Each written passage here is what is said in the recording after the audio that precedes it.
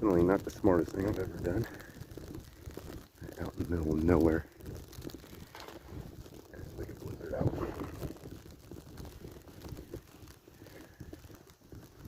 It's like the first big snowfall this year.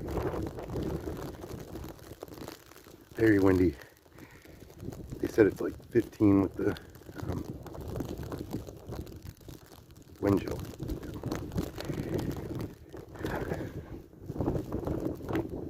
Jeez. I just wanted to come out in it for a minute. It turned into 45, so. It's really peaceful though.